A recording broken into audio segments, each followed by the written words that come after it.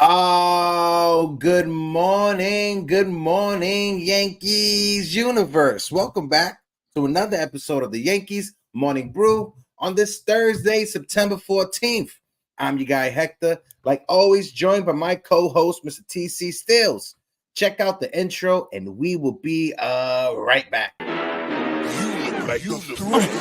y'all don't know this, y'all in danger. I'm a threat. I'm a gamble with your life, cause you know that it's a bet. You know I ain't letting up, my foot is on your neck. Take my word for it, it's a promise and a threat. Really, y'all don't know this, y'all in danger. I'm a threat. I'm a gamble with your life, cause you know that it's a bet. You know I ain't letting up, my foot is on your neck. Take my word for it, it's a promise and a threat.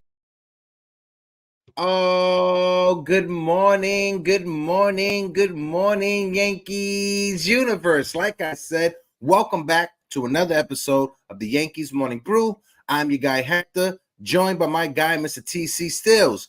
All you Yankee fans out there, wake up and get your coffee. TC, How you feeling, big fella?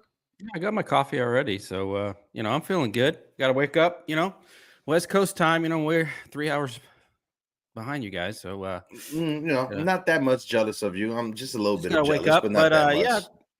No game yesterday. We got a doubleheader today, so we'll see another doubleheader. Do you? I don't remember the last time I've seen a 4-game series that had two double headers in it. I don't remember the last time that happened. People to chat, let me know. Doesn't happen too often. No, not at all. And talking about the people to chat, let's do a little bit of the roll call. We got our guy NFE in the building. NFE, how you doing? My friend Jonathan's in the building. Jonathan, how you doing? My guy Gio, for an unpopular opinion, he says 9 more days. Make sure you get your tickets September 23rd because I will be in the building. TC will be in the building. My guy Gio will be in the building. Big Time Jerry will be in the building. There's a bunch of us Yankee fans will be taking over the Audi suites. Wait till you see that guguy. My guy Shane McNeil's in the building. Shane, how you doing? Yeah, our friend retired War Vet is in the building. War Vet, how you doing? And of course, my guy Damian Serrano. I can't forget Damian Serrano. Anthony Medina, mi hermano de la Isla, is in the building. Medina, how are you doing? We got our guy, Mr. Dev Finch, is in the building. Big Time Jerry, we was just talking about Big Time. How you doing? My guy Will Starr is in the building. Will Starr, how are you doing? Salute, salute, salute. Anna Marie is in the building. Anna Marie, how are you doing? We appreciate everybody for tuning in. We got 20 people in the building. If you guys can, please smack that like button, fool, for the boys as we continue the conversation. You can't forget AK-47. Don't forget him, please. I can't forget AK-47. Hold on, because I just saw him right now. Shout out my guy AK-47. And of course, I can't forget my guy, Alan Landsman, who's in the building. Alan, how are you doing? 23 people in the building. If you guys can, please smack that like button. Also, I dropped a video yesterday talking about the Jason Dominguez injury. If you guys haven't watched it, please make sure you go into the channel and watch that video. Let's get a like on that video if you guys don't mind. But, TC, it feels a bit weird because the Yankees didn't play yesterday, and we're trying to come up with different stories on what we could talk about. But it's like the baseball guys, they set it up perfectly because for some reason, Alex Rodriguez wanted to get in the news. So we'll be right back with the Alex Rodriguez news.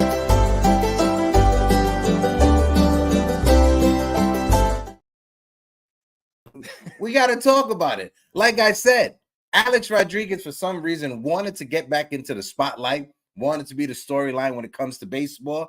But a bombshell report came out yesterday from ESPN. Alex Rodriguez, apparently back in 2012 or 2014, whenever, I think it was 2012, lied to the New York Yankees, snitched on Manny Ramirez, Ryan Braun, and another MLB All-Star that they didn't name in any of the reports. He lied to Randy Levine and the New York Yankees, saying he had no idea who this Bosch guy is, saying he never dealt with him. But when the prosecutors, they gave him what is called Queen of the Day. They gave him immunity, and he was singing like a bird. TC, go ahead, brother.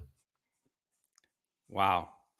Just to save his butt, huh? He just told on all his buddies. So, it's shame on him, man. Wow.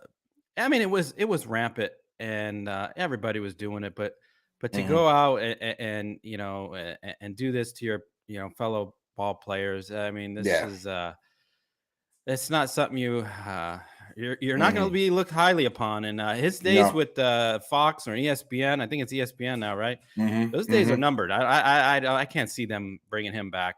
Yeah. And it, Especially it was it's ESPN terrible. that ESPN is the one who dropped the article, right? So it came out through Yeah. ESPN, who he's an analysis for. So it's like he got K-Cast on Sunday. He got all Right. these extra things that he does with ESPN, and Mhm. like you said, is ESPN going to let him go? Will he leave ESPN because they came out with this article? And mind you, these are documents that were attached to that federal investigation that was going on back in 2013, 2014, 2012, around then. You guys remember, like I remember, and then again, I just want to throw this out there. These are all speculations, right? This is all allegedly, right? So this is just TC and I just reporting on the news that is out there. But I remember him going up to Mike Francesa's show. Like I remember him going up to WFAN, getting on the radio and saying he didn't do this, he didn't do that, and how the MLB commissioner Manfred's trying to railroad him, this, that, and third. And I was supporting him back then. Like, I'm okay, cool. I'm gonna take you for your word. You're the baseball player that's on my team. I'm gonna support you. And then it came out that he lied about that with Mike Francesa. On top of it, when he went to Mike Francesa, when he went to WFAN, went to the MLB office to have his meeting, his PR team, bro, literally hired and paid for some extras, some folks from Washington Heights to jump on a bus to go out there with generic ass A-Rod signs. A-Rod, we trust you. And you know how you know that they're generic ass A-Rod signs? Because they all look like the same intern wrote on all the signs. That's how you know that they were all the same. It looked like the same intern, perfect writing, same same characteristics and everything when it comes to it. Same handwriting, yeah. Molly on Twitter. He can't Twitter. Fool us, man. We're smart, right? We're smart, Hector. We know that he ain't trying to fool anybody. We know about your PR stunts and saving face. So yeah. And that's the thing too. It's like over the past 3 years, I want to say right when he got with Jennifer Lopez, he was on like a PR tour that was helping shape his image out there to the public. So he was having some good PR relationships over the past several years.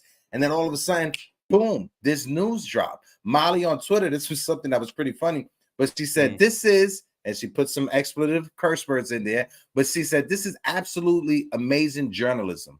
She said, also, I would never understand how ESPN and Fox can have Alex Rodriguez on their baseball programming. She said, it's like the idea of having Richard Nixon talk about the ethics of politics on TV. That is like spot on when you talk about it, because we all know Alex Rodriguez, right? As a baseball player, one of the most gifted baseball players to ever play, right? His rookie season, I would say, is probably the best rookie season in the history of the sport. In 2009, we would have never won that World Series or even gotten to the World Series if it wasn't for Alex Rodriguez. So I want to come out and say that as a baseball player, one of the tops. But it seems like as a sideline to that, as a teammate, as just a human being, it's not that favorable. What's your thoughts, TC? No, honestly, a lot of these guys didn't need steroids. I mean, you bring up A-Rod and Barry Bonds too. I mean, the guy was a phenomenal. He was a Hall of Fame player without the steroids. He's just they just got carried away with everyone was trying it. I think Jose Canseco was probably one of the architects of this whole thing, and they all like saw how it was affecting his play, and a lot of it's the recovery, and because you still got to, at the end of the day, you still got to hit the ball. Yeah, and that's the hardest thing to do in sports, I think, is to hit a baseball 99, 100 miles an hour. So it helped them. Yeah, they hit the ball farther in the recovery, like I said, but it's just unfortunate that we're finding out this all years later. And we were defending our guys. Oh no, they're not doing it. Oh no, it was probably 70% of baseball. And you know, a lot of Yankee players, and we try to deny it, but there were quite a few. So it's just unfortunate that it's, you know, he was great on the Yankees. I mean, like you said, without him on 2009, we don't win that World Series. So it's just disappointing news, man. Just you know, it's not there's no baseball, and that's the thing. You know? That's the thing. There was no Yankee baseball, right? I was holding out hope that they was going to get that game in last night, but it didn't happen. Now we got a doubleheader today, right? But it's like when there's nothing to talk about, when there's literally nothing to talk about, there will always be something that comes out for the headlines and for the articles. I want to shout out a few chats before we continue. Let's shout out Grace Monroe, who's in the building. Grace Monroe said, "Good morning, y'all. I'm listening, but I'm painting my house, so I'm not in the chat as much today." Listen, Grace, make sure you paint that foyer. Make sure you paint that joint nice. Shout out to Samantha T as well in the chat. Samantha T, thank you again for hooking me up and selling me that ticket. So I want to shout out Samantha T. She says Viagra for fun. Well, I guess Viagra can lead to some type of fun. Absolutely. But when you talk about the PEDs, right? And this is one thing I want to talk about. When it comes to like this whole steroid era that was in baseball, it's a 50-50 thing for me, right? Because when you look at it also in the 60s and 70s, they weren't using steroids or HGH. They were using amphetamines, which was also a performing enhancing drugs. What amphetamines does is focus. It literally gives you focus and tunnel vision on what you're trying to see, right? So when it comes to that, that's another touchy subject that people don't want to get into. When it comes to steroids, when it comes to human growth hormones, when it comes to testosterone, I don't think TC and I don't think we're going to disagree and say that it doesn't give you an advantage, because it definitely does. It helps you with your muscle mass, it helps you with your recovery time, and it helps you with your stamina. But like you said also, TC, you still have to go out there and hit the ball. There is no, and I want to let you guys know, there is not one scientific peer-review article that points the correlation with HGH and steroids to your hand-eye coordination. Right. So there's no scientific link between HGH and your hand-eye coordination. You still have to go out there and hit the ball. But like I said, HGH and steroids, however you want to put it, they also help you with recovery, muscle mass, injury time, stamina. All of that plays a factor, right? But you also got to go out there and play the game. Like you said, right. Barry Bonds was a Hall of Famer before he took anything. Right, Alex Rodriguez, like I said, his rookie season, we don't know how far this dates back. Right, when you look at the article that came out yesterday, apparently A-Rod, he told his agent that Yuri had supplied him. This is what he told the federal agents. His cousin Yuri was supplying him with these supplements for at least a decade. Yuri was A-Rod's personal assistant ever since he was 18 years old. So we don't know how far back this goes when it comes to Alex Rodriguez. We don't. We could pinpoint to Barry Bonds and say, okay, we could see right here, this was the moment he started taking it. But when it comes to Alex Rodriguez, we don't know. It's all speculation. It's all taking him on his word. And we don't know how much that means nowadays. I want to bring up something too. Go ahead, bro. So do you remember the strike year was at 94? 94. Okay, so so there was no baseball. So a lot of fans were probably getting a bad taste, you know, about baseball not coming to games. And then all of a sudden, 95 season happened. 96 was the year. Wasn't that the year of the McGuire? Sosa, the race for 90 was it 97 or 98 if I'm not mistaken? Hold on, I'll double check. Yeah, I want to say whatever. I don't know, but it was in that range. It's that time period.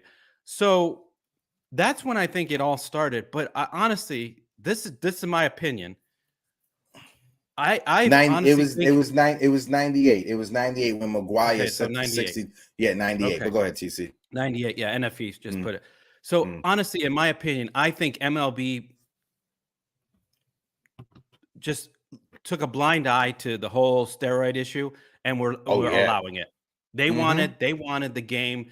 They wanted home runs. You know, you see all the T-shirts, home Chicks runs. dig the long balls. Chicks love Chicks the long dig the ball. long balls. Exactly. You saw that everywhere. So Exactly. I honestly think they just said, you know what, we're not going to worry about it. You guys go ahead and it's good for the game. Fans are coming back. They love the home runs. So it's on them as well. Now these guys are taking a hit for it when they probably were, you know, hey guys, just go ahead. We can easily get it in. No one's going to know, you know, and then now all of a sudden, all the bombshells on all these players. So great point, TC. Yeah, it's unfortunate. It's just like everything else. You know, comes out later, and someone's going to take the fall when, you know, there's the higher ups, way higher up, where the, you know, constructed everything. So because it was Bug Silly who gets the credit for saving baseball after the strike, right? Bug Silly, who's in the Hall of Fame, he was the commissioner while all this was going on.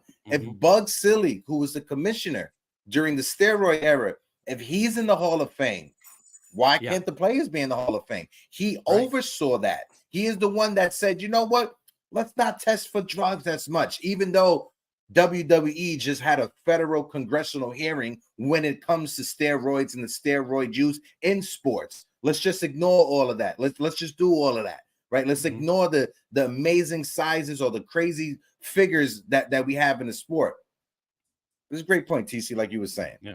I want to highlight some more chats as we continue. My guy Gio said performing enhancing was big before the steroid era. Jose Canseco put a regimen together that boosted players' performances that led to home runs in the 90s and the 2000s.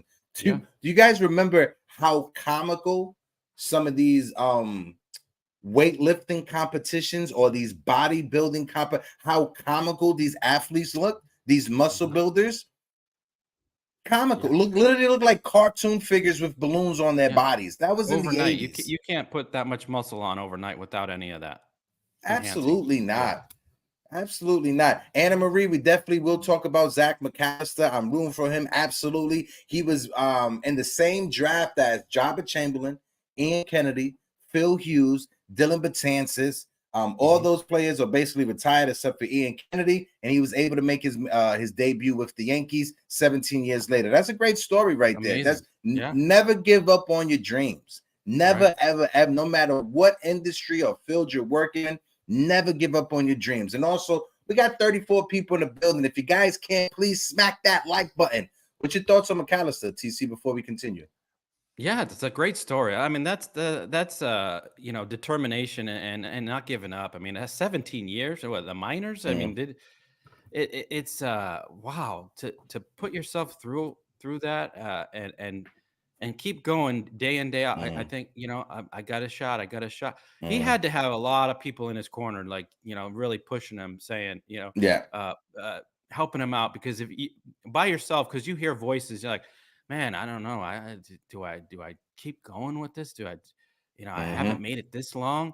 He had to have a lot of people supporting him. So, you know, hats off to them as well. And a great story. You know, good for him.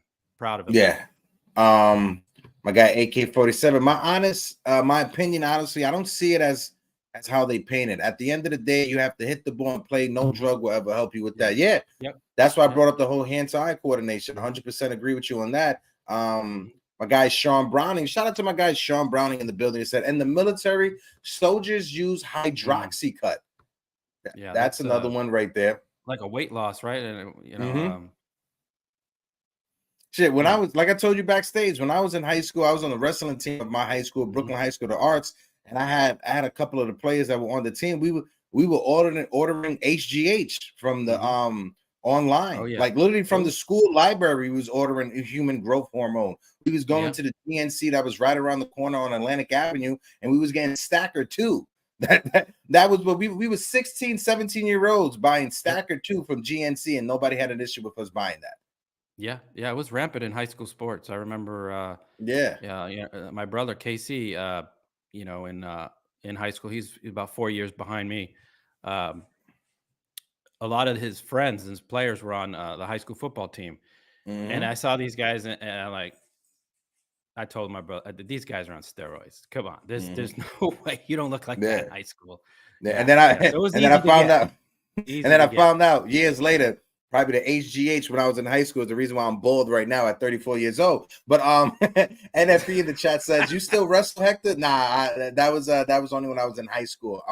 One of my teammates, though, his name was Rob Antioco. He actually became a real good wrestler at the state level, and he actually teaches high school wrestling right now. One of the top coaches that are out there. So shout out to my guy Rob. Also, we got 40 people in the building. Guys, smack that like button. Yeah, I don't think Hector will be wrestling with his back issue. So no, not with my back issue. No. Yeah. I'll go watch some WWE, but I ain't gonna do that. Shout out to my guy Yankee Cow. I appreciate my guy Yankee Cow always sharing us on his community tab. Kyle. Salute to you, my guy Yankee Cow. But let's move off of this A-Rod situation, because I don't want to just be. I don't want to talk about this all day. It gets me a little bit upset. Let's talk about the rat. Let's talk about Estevan Florial.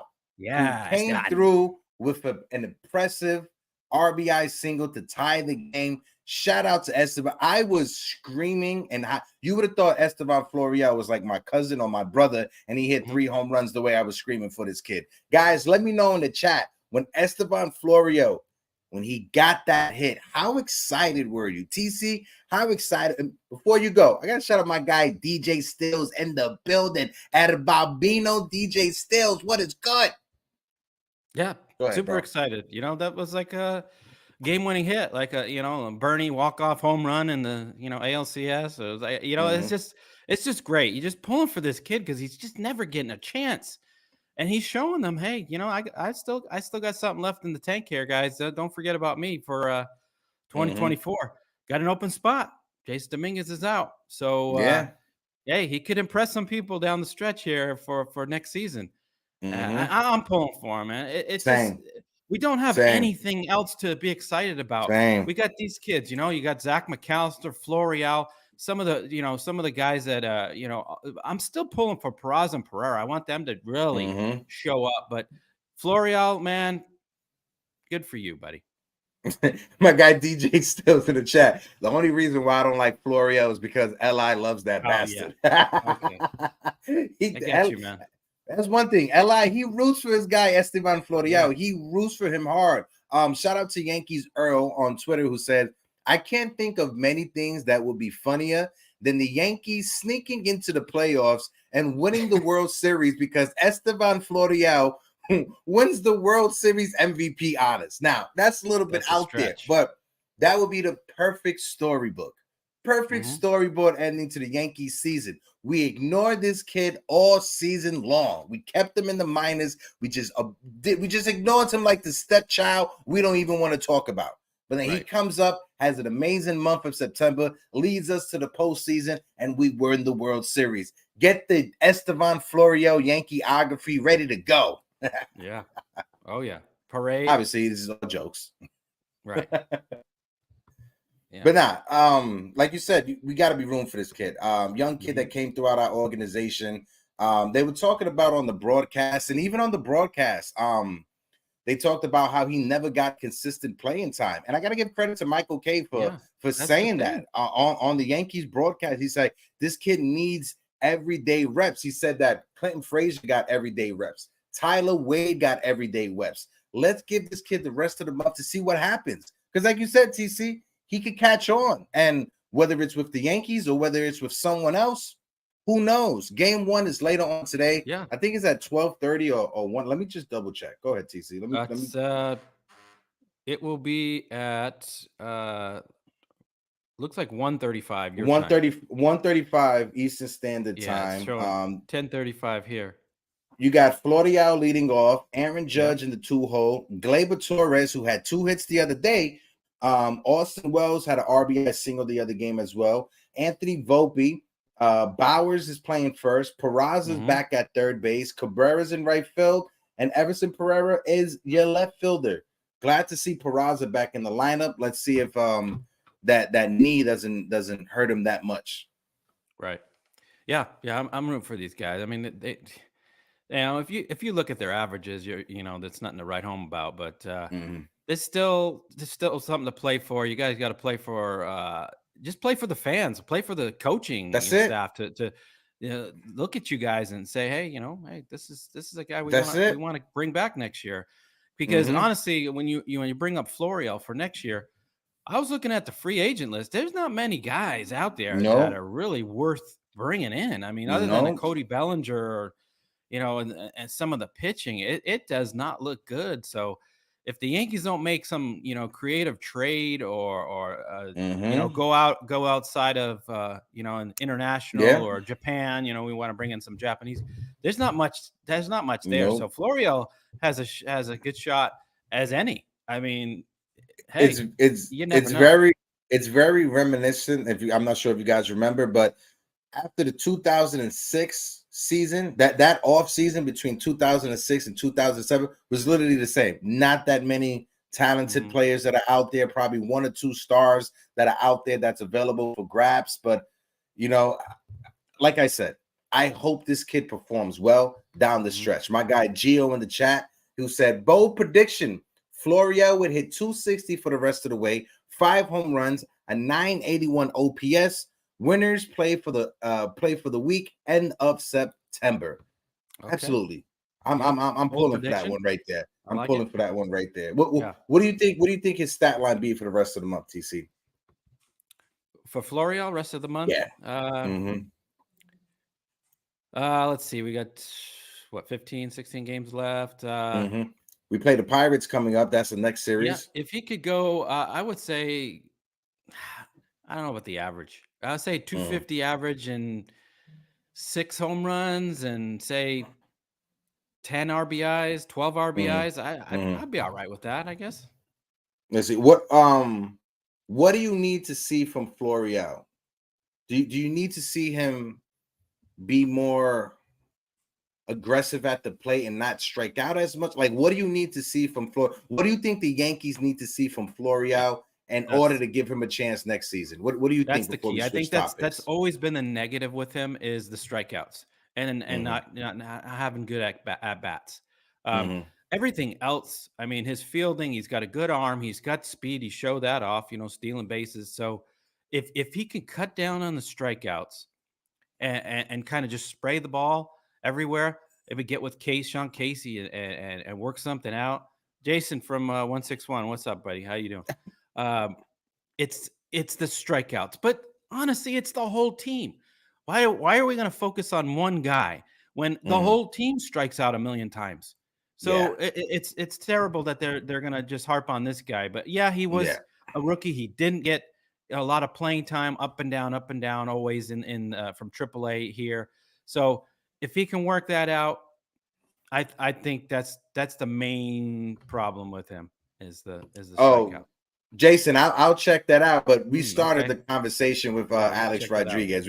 I'll definitely check that out. But yeah, that Alex Rodriguez stuff is it's a bit weird. It's a bit weird. Oh, Alan Landsman said, per Bob Clappich, Howe has hired an independent firm to evaluate the team. We knew that was going to be the direction this offseason. Has he hired him yet? I guess they hired him right now. Let's switch gears up because you brought up his name, and we got to talk about possible replacements for Jason Dominguez until he comes back. Right. But Cody Bellinger. We got to talk about Cody Bellinger because I know a lot of Yankee fans. Yankee fans, he looks amazing in the Yankee uniform. Yankee fans have been screaming for this guy going back to this last offseason.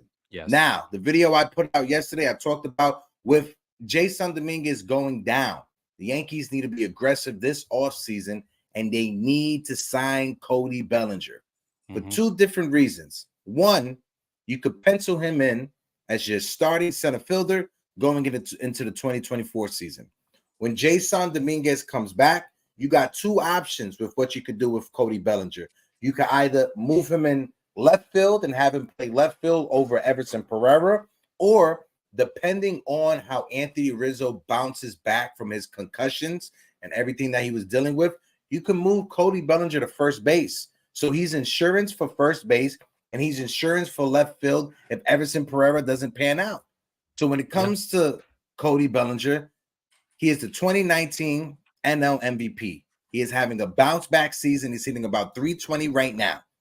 In Yankee Stadium, Cody Bellinger is a lifetime 300 plus batting average.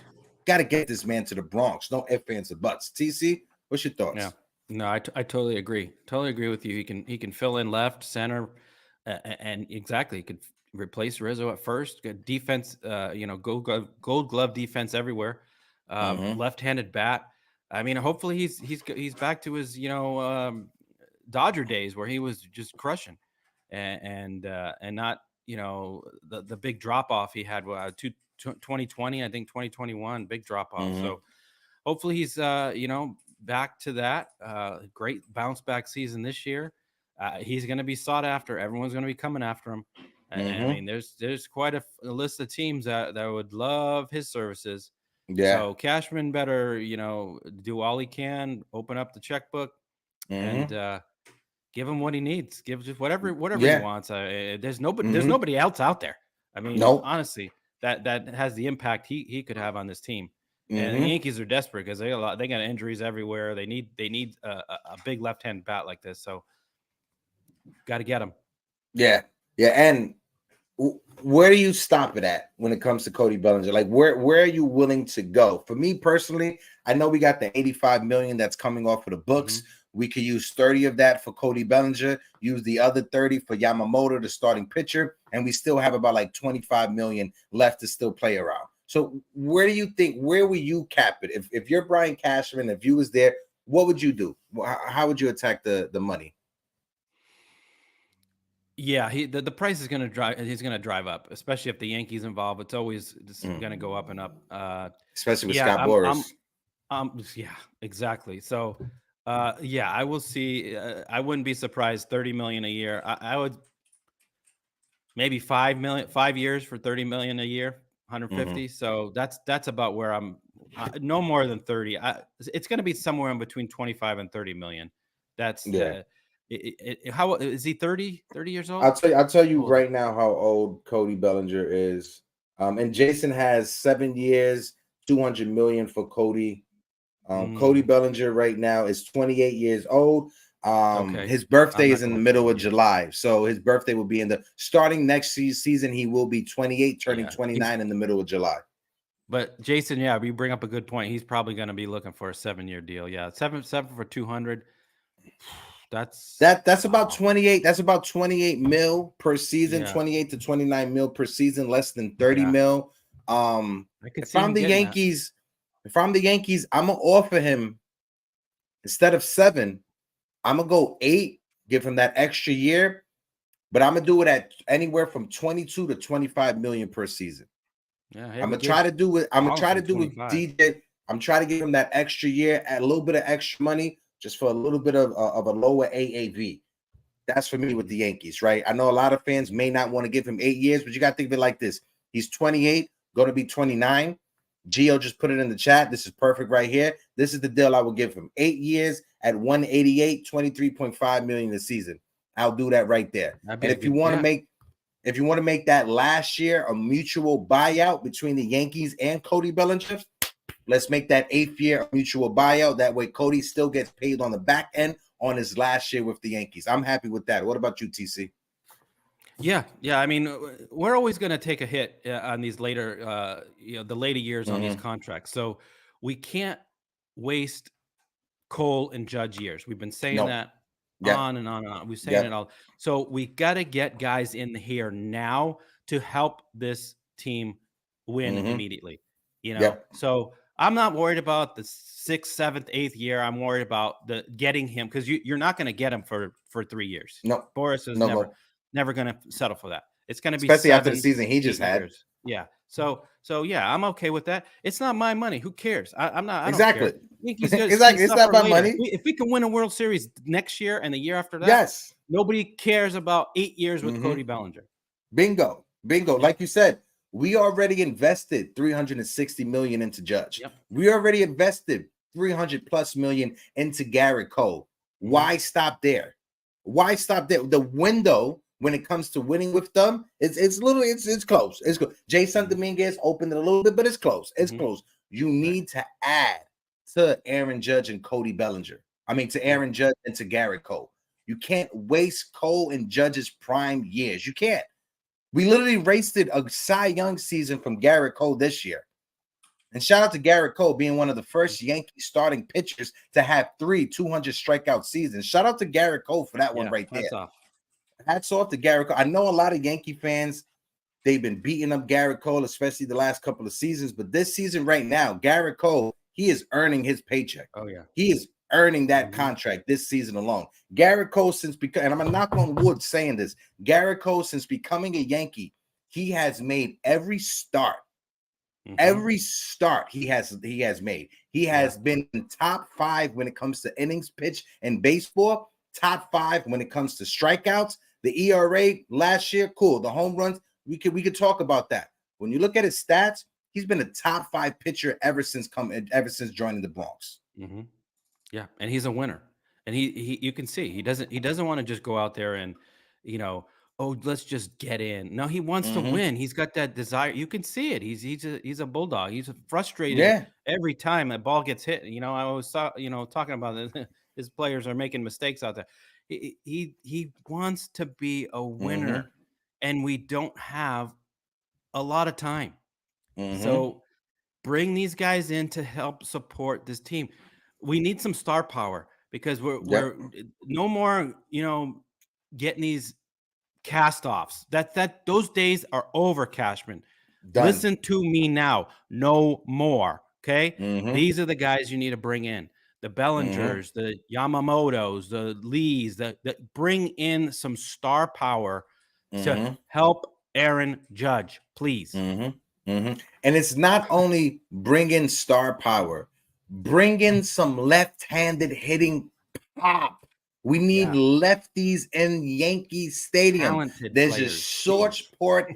There's a short porch in left field. It's not in center field. It's not. I'm in right field. It's not in center field. It's not in left field. It's a short porch that is in right field. We need left-handed hitters so they can attack that short porch and right. Cody Bellinger fits the bill perfectly. And I put it in the video yesterday. Up, I know Casey? Brian Cashman. Shout out to KC Funtan, my guys in the building. I know Cashman's not going to hear me, right? But Brian Cashman, if you can hear me, do not let this become another Bryce Harper situation. I've talked about it before. The rumors about why the Yankees didn't even have a meeting with Bryce Harper is because Brian Cashman said everyone in the media automatically assumed Bryce Harper was going to be a Yankee. And for some reason, that rubbed Brian Cashman the wrong way. Cash, do not let that happen now. Everyone out there in the media is saying the Yankees to sign Cody Bellinger. The fans are screaming the Yankees to sign Cody Bellinger. This kid grew up with the Yankees during the dynasty years because of his father. He has attachment to the organization. If you want a storybook marketing scheme, this is the perfect storybook marketing scheme that could have ever been concocted for you. Sign Cody Bellinger, make him a Yankee, do whatever you have to do to have him a part of the 2024 team. Yeah, and the spotlight's on you, Cashman. You can't hide from this. I mean, everybody, all of baseball, all teams, every GM, every owner is looking at what are you going to do to help this team? This is the New York Yankees, and you're just driving them into the the dumpster. And so let's see what you're going to bring in. This is the number one guy that you have to bring in. You got to do whatever it takes to get him. Yeah. And if he doesn't bring him in, and he doesn't bring in like a Lee or Yamamoto, I don't know what's going to save him. His job is I get rid of him. I mean, if he doesn't pull in Cody Bellinger, this offseason is going to be the offseason. Yeah, this is going to be the make or break off. You can't punt on the 2024 season, right? And this is the thing, we talked about it as well with the way that Jason Dominguez was playing. You could see the Yankees front office being coming out there and saying, well, we got Jason Dominguez. There should be no reason we go after Cody Bellinger. You can't do that no more. You can't do that. Jason Dominguez is not going to come back until after the All-Star break. You need to sign Cody Bellinger. And that's why I said, with his versatility, you can have him be your everyday center fielder to start the season. Then you could just move him over to left field, or you can move him to first base, depending on Anthony Rizzo and how he bounced back after recovering from his concussion syndrome. Because a lot of players don't bounce back. And Anthony Rizzo, he's one of the older players, not one of the younger players in baseball. So we can't expect Anthony Rizzo to come back next season being what Anthony Rizzo was before the injury. You can't go into the season expecting that. You need to have a plan B. You need to have a plan B ready to go. That's what I'm saying. You could just move Cody Bellinger around. I know a lot of people in the chat are saying Yamamoto, my guy Mark T. Maker, Yamamoto, and Josh Hader. Listen, if we could get Josh Hader, I'll be down to get Josh Hader. I really wasn't a fan of Josh Hader, but when you look at the market when it comes to bullpen arms, there aren't that many. TC, I know you was looking at the free agency list. How beautiful is that free agency list?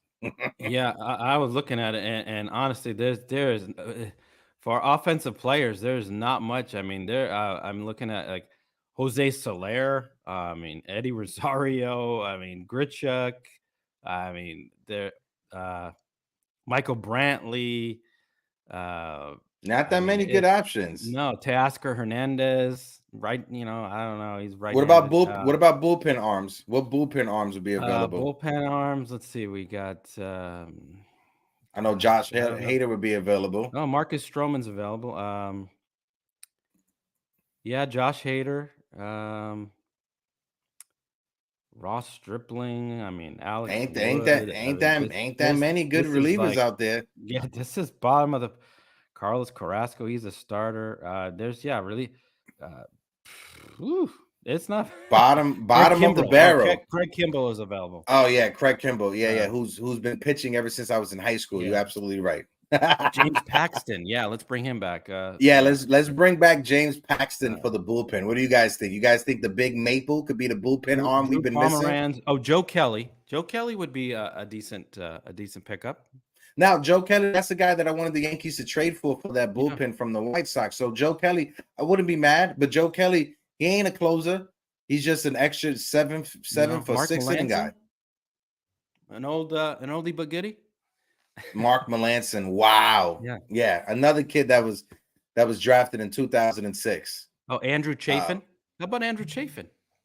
That's not a bad pickup, but that's not a closer too. We need a closer. Right. We need a bona fide closer. Yeah.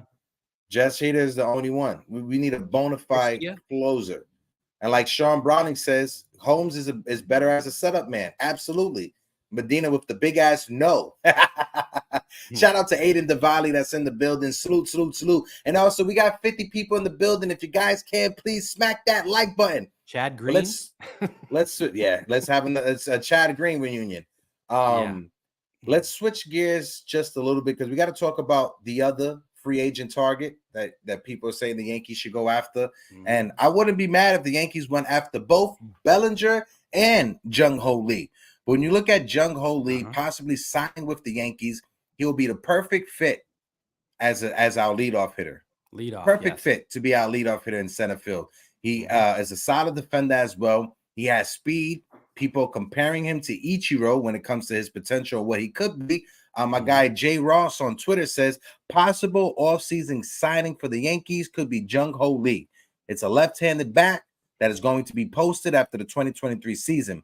He will be 25 going into the 2024 season. Career stats in the KBO, he is a lifetime 340 batting average, a lifetime 407 on base percentage, a 491 slugging, a 898 on base percentage, and this is what pops out the most. He only strikes out 8% of the time. 8% of the time he strikes out. That's elite. They compare him perfect to the hitters in the major leagues that he's compared to is Luis Arraez and Masataka Yoshida from the Boston Red Sox. You got some people that's saying that he is a better version of Yoshida because he's faster and he's a better defender. TC, I like what I'm seeing from this guy, Jung-ho Lee. People to chat, what's your thoughts? Do you think the Yankees should take a pass on Jung-ho Lee, or should they go all in? What's your thoughts, TC? No. We need a leadoff hitter, and we need a contact hitter. That's what he is. Low strikeouts. He reminds me of Stephen Kwan on the Guardians. That's the guy. I mean, last year's playoffs, I'm like, that is the guy we need as our leadoff hitter. Hard to get out. He killed us. And this is Jung-ho Lee reminds me of that type of, table setter, just gets on base, plays good defense. I don't need any more home run hitters. We're fine. We got to get the contact guys. And I love the Japanese players because the discipline they have at the plate with, you've seen it in all of them, each row all the way down the line.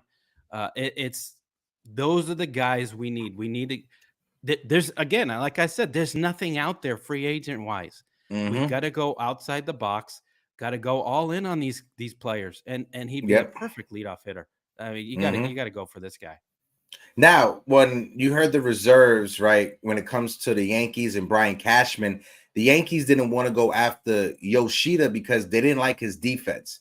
But when you look at Jung-ho Lee, his defense is way better than Yoshida. So there should be no excuse why the Yankees don't even attempt to go after him. He is the reigning KBO MVP.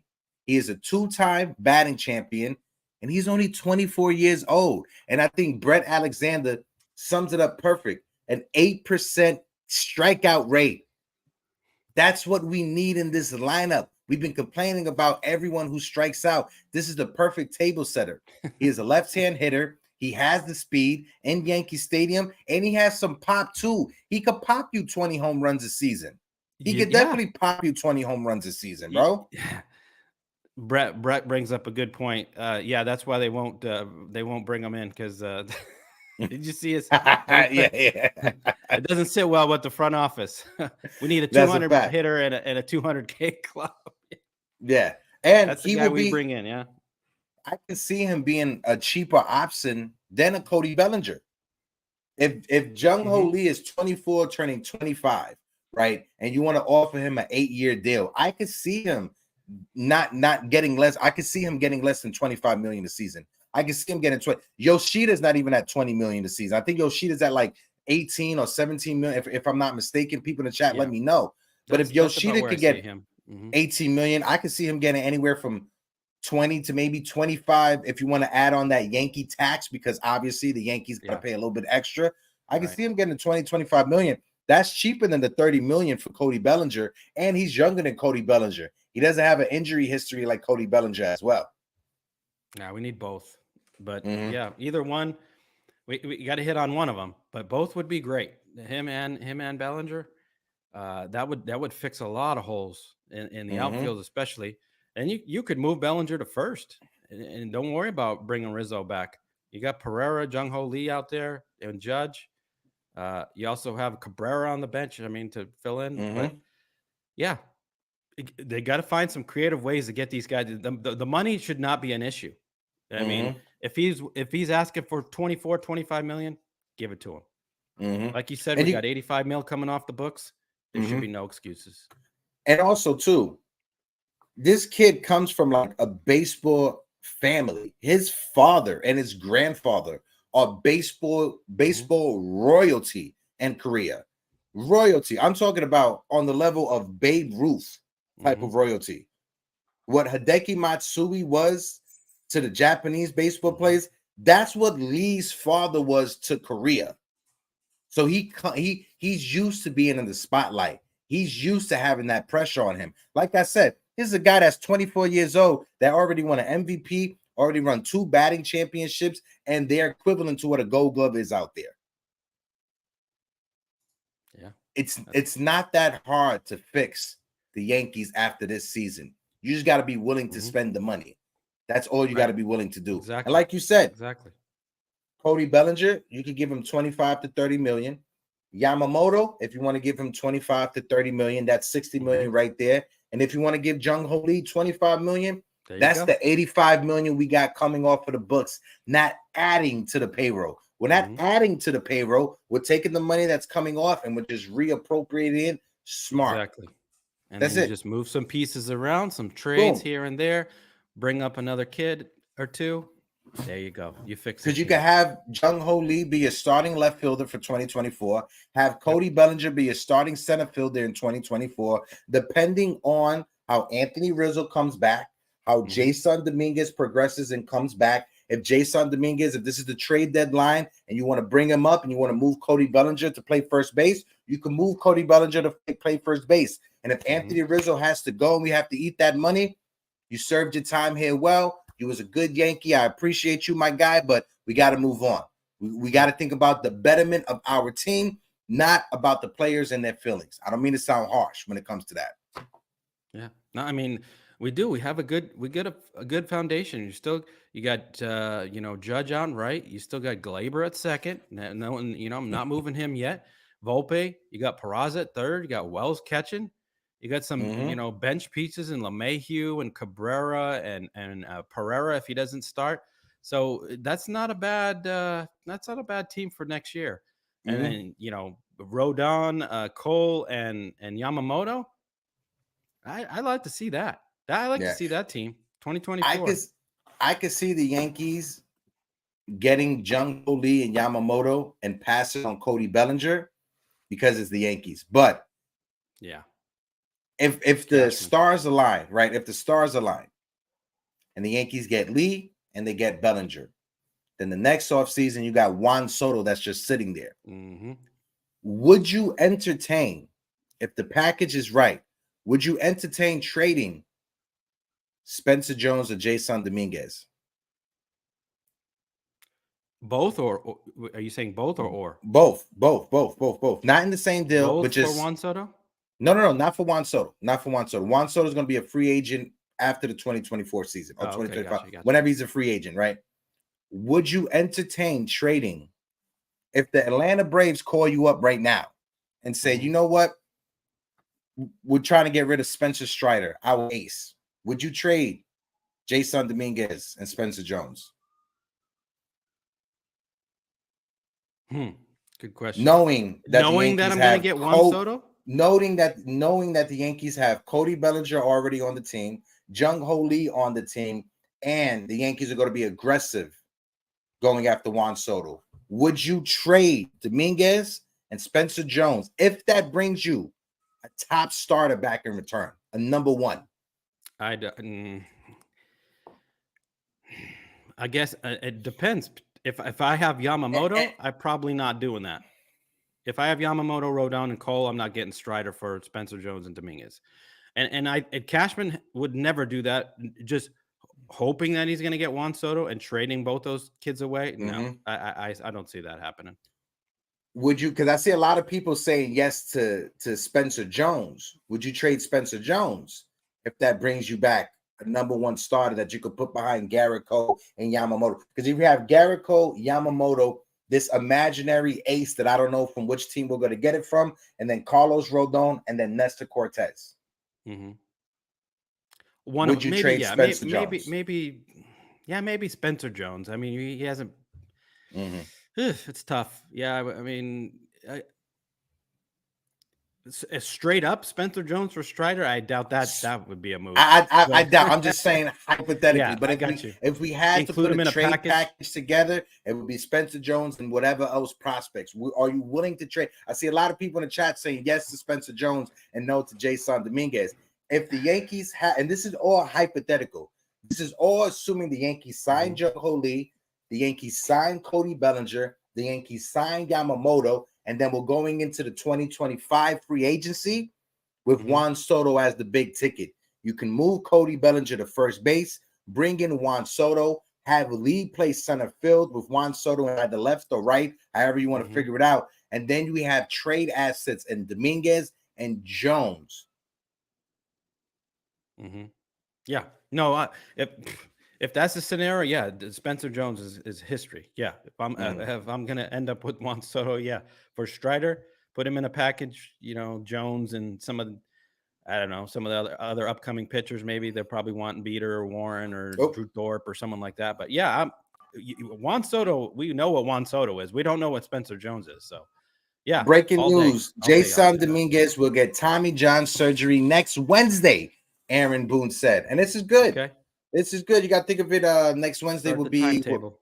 I'll just see right now. Next Wednesday is what day of the month that is? That is the 20th. So yeah, start the timeline. Jason Dominguez should be back at the trade deadline, if not a little bit past the trade deadline.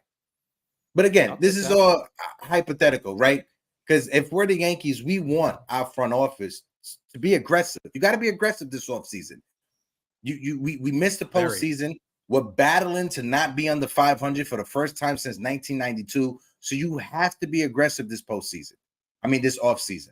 You can't just attack this offseason just like it's a regular offseason. VR Hidalgo, shout out to my guy VR in the chat. He said he could share a surgery bay with Aaron Rodgers. We gotta check on Celso and make sure he's still doing okay. No, I think Celso's good. I think Celso's good. But but also gotta be very, very aggressive. This offseason is like no other offseason. It's not patchwork. It's heavy artillery. We need to go out and get everybody. Yeah, I want to switch it up just a little bit because we got to talk about Gleyber Torres, right? Because this is the conversation that doesn't go away. It doesn't go away when it comes to Gleyber Torres.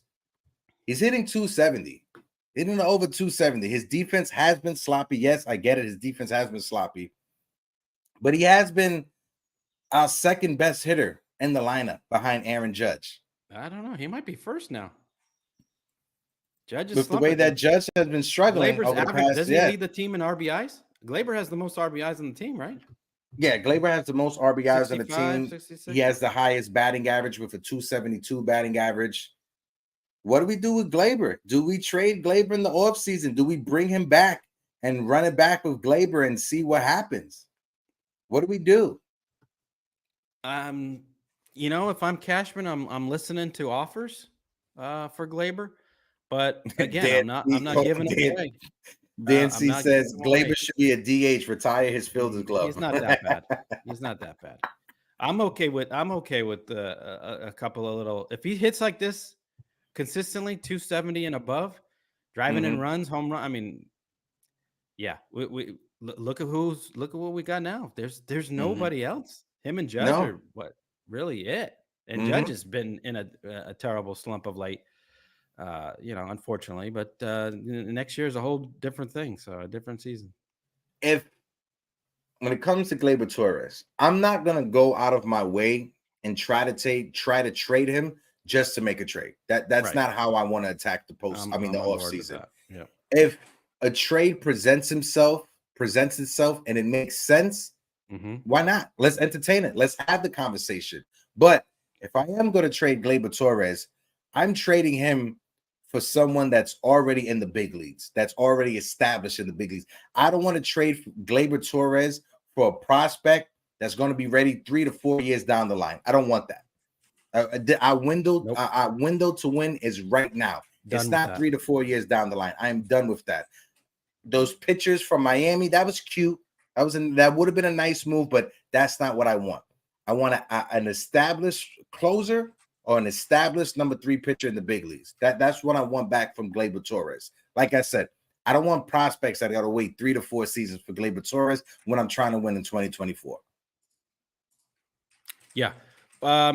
Again, if we somehow miss on, Jung-ho Lee and Cody Bellinger, I'm also listening to an outfielder, number 3 hitter in the lineup, maybe preferably left-handed hitter for Gleyber Torres, because we were just talking about it. That free agent list is abysmal. It is bad. Yeah. So which is better for the Yankees, because if there's not that many top infielders that are available via free agency, that's going to drive up the asking price for Gleyber Torres. So really coming back off of a bounce back season, hitting above 270, 20 plus home runs, leading the team in RBIs. Yes, his defense was horrible, but his trade value is going to be the highest it's ever been since he hit 38 home runs a few seasons ago. Yeah, it is. His trade value is higher than it was at the end of last year. Yeah, this is if you're going to trade him this offseason, is it? This is peak.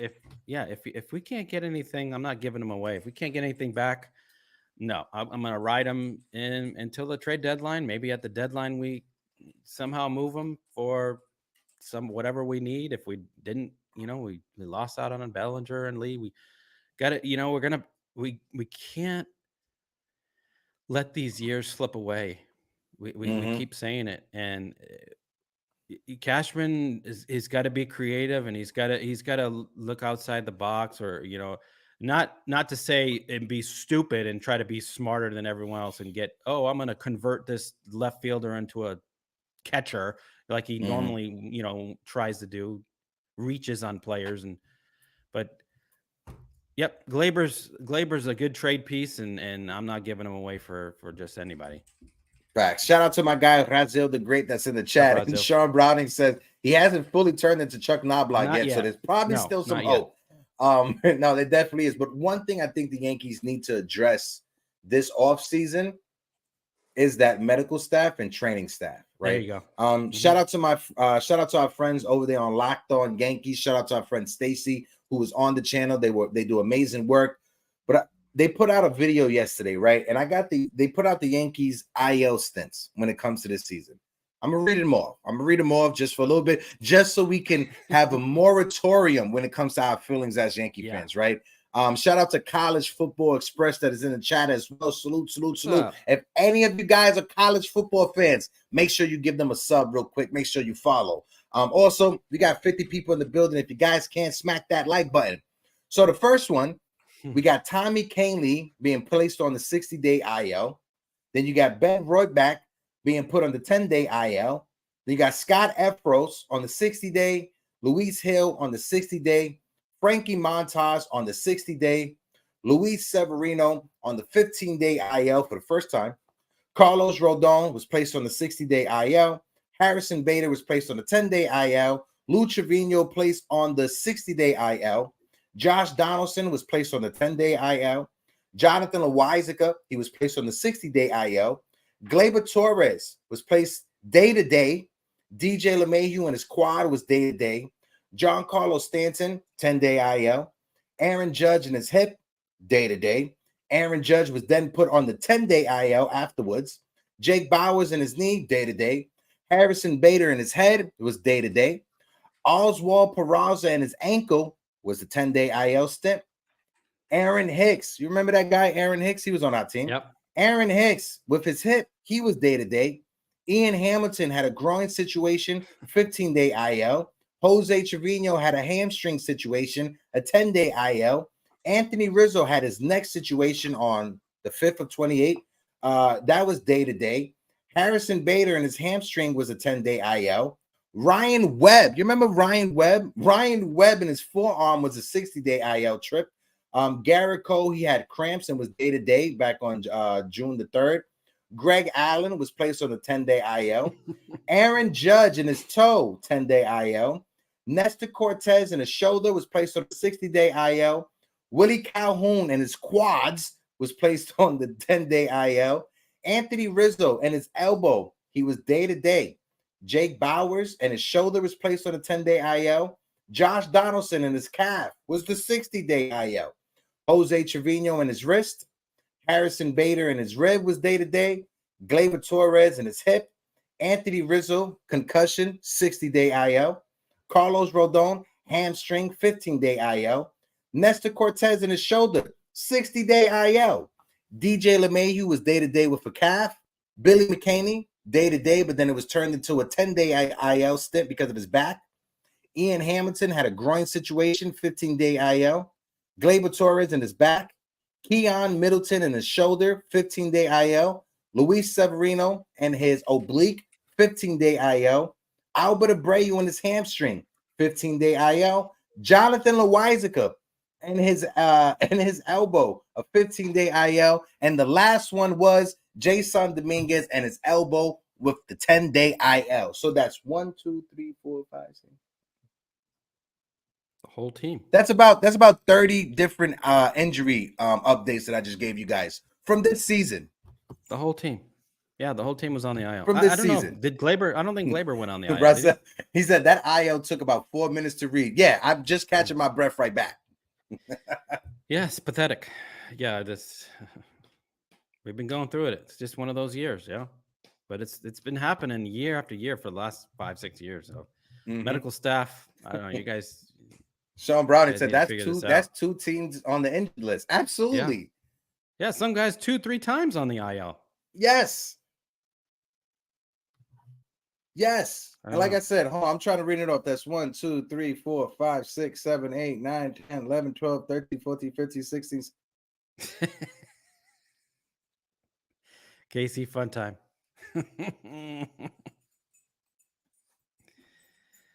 Casey Funtime says has a good one. 50. Hector, the long list you're reading sounds like the guys went through World War III, not just playing baseball. That was 54. 54 injury updates, IL stints we had to deal with this season. 54 of them. That just made me sick reading that off. That just made me sick. This medical staff, like I said, I'm not someone who advocates when someone has to lose their job. That's not me. I'm not that type of person. If you guys follow me on Instagram, you guys know I'm very supportive of unions and workers being able to have workers' rights. That's who I am. Mm-hmm. But when it comes to this medical staff, someone needs to take accountability. Yeah. Something needs to happen. Whether it's you're bringing, hopefully that outside consultant can pinpoint that to the Yankees and say, you need to fix this because there's just something not adding up with that medical staff. Go ahead, TC. I don't know. I mean, I honestly don't know what to chalk it up to. Do we just have fragile players? I mean, are they all just prone to injury? Mm-hmm. Or is it coincidence or karma or I don't know, just fluke? It can't be this many year after year after year. But I mean, what do you? I don't know how to explain it. I don't know how. It's the off-season training, or I don't know what they're feeding these guys, or what they're the proteins, or I mean, I don't know the health of the supplements. Something's not working well with their ligaments and tendons, and they're working out too much. Maybe they're just I don't know. Because if Babe Ruth was able to play his entire career just eating hot dogs and drinking beer, smoking, these guys were smoking and stuff, and just to switch things up before we get out of here, last topic for us to have the conversation during the Old Timers Day. This is we didn't talk about this, but did you hear the comments from David Wells about this team and the players? People in the chat, did you guys? NFP said they need steroids. He is a clown. This is A-Rod will get it for him. Weeks ago, and I was on Twitter, and I'm a smack talker, obviously. Cashman's getting beat up. I love Cash. He's doing his job, but he's got a boss and all that. So he's getting the blame for a lot of things. And I told if you're on Twitter, it always seems that the GM, the managers, and all that are getting fired and getting blamed for it. And it's the players. If you're not doing a job out on the field, and I just, if I was a GM, I would start sending a message. I don't care who it was. If he's in the stink hole, pardon my French, if you can say that now, I don't know. But, send some gun to AAA or AA and send him a wake-up call. Say, listen, this is what they did it to me. They did it to a lot of us back in the day, but you got to send them. I don't care how much money you're making. Send a message to them and let them go sit down there and think about it. That's what you have to do. But I think now they coddle them too much. They don't pay them. They don't let them do what they do. It's up to your peers to make you better. I had guys I remember Posada slam me against a pillar one day because Clemens just went out and gave up 10. I think I came out and gave up 8 the next day, and Posada was pissed. And he slammed me against the pillar and got in my face, and I respected it because he's like, you gave up, and that pissed me off because I never get. You just get your ass kicked once in a while. But to me, that's what you don't see anymore. You don't see the guys getting in each other's face, and it's not a personal thing. You're here to win, and that's what they try to do. And that's what I think, just seeing from my perspective, looking in, they don't have that kind of camaraderie. He hit it right on the head. He did. Accountability, and someone put it in the chat. Accountability is a big thing. Now, he brought up the word stinkho. I'm not sure.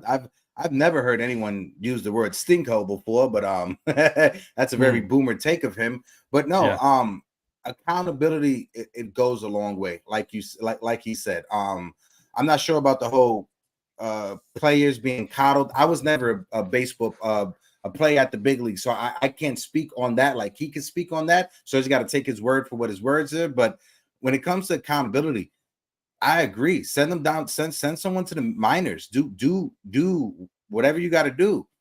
AK-47. That was Boomer David Wells, former pitcher for the Yankees. AK-47. This is during the old timers day. He was being asked a question about the team.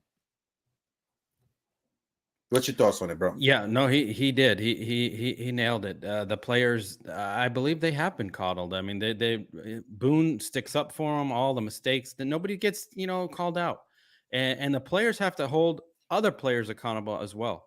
Like he said about Posada, getting in his face. These guys got, especially Judge. He's a captain. Get in these guys' face. Get in Gleyber's face. What are you doing? Why are you, messing up? Why are you getting picked off? Why are you throwing the ball around?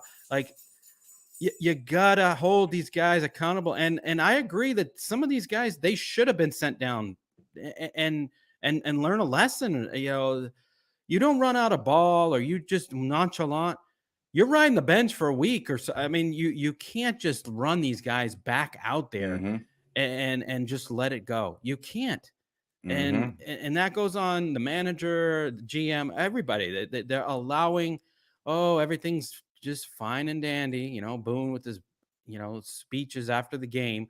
Oh yeah, we hit well. We make the pitcher work, and we all these just excuse after excuse after excuse to cover up all the inept play these guys have been doing all year.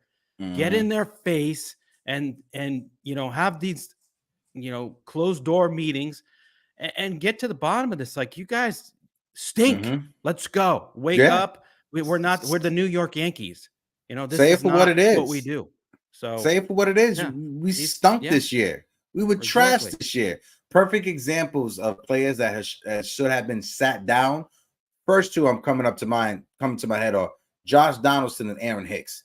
Both of them early on in the season, if not last year, should have been sent down for at least a week or two at Scranton just so they could wake up. Those are the first two. Second, if we wanted to sit someone because they were just being lazy out there or just not showing heart or hustle, Gleyber Torres. I know we was just talking about how great of an offensive season he had, but getting thrown out on the bases, his lackadaisical defense. There's been probably 3 or 4 games that we could point to and said we lost that game because Gleyber Torres' defense was very shoddy, right? So those right there are 3 players off the top of my head that I could bring up. I seen someone in the chat. I wanted to highlight this real quick. Brett Alexander talking about play. I blame workout programs, the lack of playing and sitting too much, kids specializing too early in just one sport and not being athletes. Players aren't flexible. I could go on and on and on. And he's absolutely right. Like the other day, if you guys haven't seen it, we had Jay Philly on the channel, or part of our conversations with Nathan from the NNR Hour. Make sure you guys go check that. But he's a former NFL kicker that nowadays they have camps for kicking. He said they didn't have that growing up. So when it comes to the second tier and third tier market, it's become an industry now when it comes to AAU, when it comes to these travel ball teams, when it comes to all these different sports programs for the youth. Yes, it's good to have access to them, but there has to be a thin line. There's too many of them or more for profit instead of for the kids. They're worried about the coaches and the organizations and those programs making money, and they're not worried about actually teaching the kids how to play the game and how to be athletes. Just like the comment that I just brought up real quick. What's your thoughts on that, TC, before we wrap it up? Yeah, it is. A lot has to do with the programs that they're doing off season, and a lot has to do with their diet as well, or hydration. I mean, maybe they're not getting hydrated enough. Bingo. They need to drink the proper water, which high quality H2O. I could attest to, you want more information, I'll let you know about it. But but yeah, serious note, it's it's they got to reevaluate. Hopefully this this team of people that Hal's hiring to go through the organization and see what's wrong. Hopefully they get to the bottom of this medical staff and see what they go through as a off-season training and ask these players what does your typical off-season look like and find out what are you doing for your body, what's the supplements you're taking, what are you what are you eating, what do you just everything. They got to get to the root of this problem now, because it's gone on too long. Maybe they need to bring in some specialized, maybe not so much medical team, maybe specialized just trainers or like sports medicine, guys that just know exactly what to do in certain situations, because the guys they have now, we brought it up, the Herman issue, the Rizzo issue. Yeah. They don't know. They don't have a clue. Yeah. So they don't. Yeah. And also too, we also got to put in there, the teams are going to give you access to what they can give you access to. It falls upon you at the same time to go out there and seek the treatment, right? There's one thing I want to bring up real quick. LeBron James, for instance, right? LeBron James, he is in his middle to late 30s performing at a high level. LeBron James, he invests into his body. He has different coaches for different parts of his body. The treatment. LeBron James, I think it was an article that came out last year. Every year he spends about $10 to $15 million on his body and his upkeep. Yeah. That's what he does. When it comes to his trainers, when it comes to his nutrition, when it comes to his pregame, when it comes to his postgame, when it comes to in the middle of it, he spends the money on his body. If you could, Joe, if you could prove that, prove it. But send me an article. Show me some proof. When it comes to that, I don't buy it. I know a lot of people have been saying it when he was in Miami, but if you have any proof, bring me the proof, my guy. Shout out to my guy Joe that's in the chat also. But no, the team is going to give you access to what they can give you access to. You as the individual, you as the player, you still have to go in there and you still have to do what you have to do, and you have to live up to your end of the bargain. All I can say about that. But TC, any last words before we get out of here, my guy? No, I got a good quote there from retired war vet, if you want to bring that up. He says, who was the last player interviewed after a game that was sweating and had a dirty uniform? Players end a game in a uniform as clean as it was at the start of the game. That's Facts. Perfect right there, my guy. Facts. That's perfect right there, my guy. Players don't want to give 100%. They just, you know what? Babies. They're what's the word I'm looking for? The Rudy Poo, whatever, Rockies. Rudy Poos. But like Sean Browning says, the late great Kobe Bryant, he worked out from sun up to sundown in the gym. Absolutely. There's many stories. That's the word I want. Prima donna. There's many stories out there, like when the Olympics was going on, and you had Kobe and LeBron, and Kobe Bryant, apparently he was waking up at 3 a.m. to start his workouts. And you got guys like Carmelo Anthony saying, I'm not getting up at 3 o'clock in the morning. But there's a reason why Carmelo Anthony never won a championship. I'm a Knicks fan and I can say that, right? But Kobe Bryant used to go and be in the gym from 3 a.m. He was the first one in the gym and he was the last one in the gym. And Kobe Bryant, all he expected from his teammates were, if I can do it, then you can do it. Point blank, period. But and he was appreciate everyone that was in the chat. TC, appreciate you, my guy. Shout out to my guy Jonathan, my guy Ness, the baseball guy, Casey Funtime, my guy Joey G that's in the chat. Shout out to Joey G. And Sean Browning was in the building. Those pictures from the tour. What happened? Oh, I got you, bro. I got you. Keep putting me on the spot with this. I got you, bro. Anna Marie, I appreciate you, Anna Marie. I'm here for the chat. They want to see the behind the scenes. They want to see. Eli BK was in the building. Shout out my guy Eli. Unpopular opinion, retired war vet, Sean Browning. We appreciate all of you guys. Grace Monroe, AK-47. Make sure you guys tune into the Yankee game because we got a Yankee game later on today. Make sure, hopefully, you guys win. Shout out to my guy Brett Alexander that was in the chat. Thanks for the talks, Brett. You was having great chats as well. Big time, Jerry. And let's get the Estevan Florial train rolling. Let's see Estevan Florial keep killing it. Like always, salute, salute, salute. 3 capital S's. But deuces.